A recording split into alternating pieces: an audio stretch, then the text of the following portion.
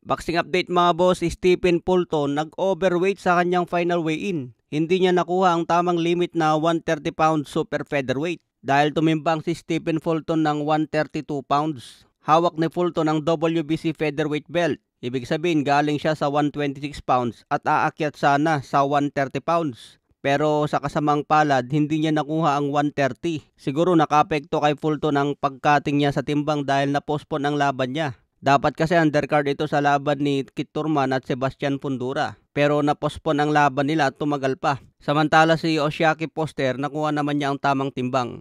Dapat dedepensahan ni Foster ang kanyang WBC Super Featherweight belt. Pero ang mangyayari ngayon mga boss, kung mananalo itong si Fulton, mababakante na lang ang WBC. Pero kung manalo naman si Oshiaki Foster, manatili pa rin sa kanya ang WBC belt. Pero may bagong twist na naman ang WBC. Dahil tuloy pa rin ang laban ni Fulton at Foster kahit nag-overweight si Fulton. Nakataya na ang interim WBC lightweight belt sa laban na yan. Kaya kung sino na ang manalo sa dalawa, pwede nang maging mandatory challenger para kay Shakur Stevenson sa lightweight. Siguro magmumulta na lang itong si Stephen Fulton mga boss kasi tuloy pa rin ang laban nila kahit nag-overweight siya. Kung manalo si Fulton sa laban na yan, magiging WBC interim lightweight champion. Mababakante agad ang WBC super featherweight belt. Baka paglabanan agad ito ni Mark Magsayo versus Magnesi. Kung manalo naman si Oshiaki Foster, manatili pa rin sa kanya ang WBC super featherweight at makukuha na rin niya ang WBC interim lightweight belt. Sa ibang banda naman, bakbakan ni Lamont Roach versus Pitbull Isaac Cruz. Wala naman problema sa kanilang timbang.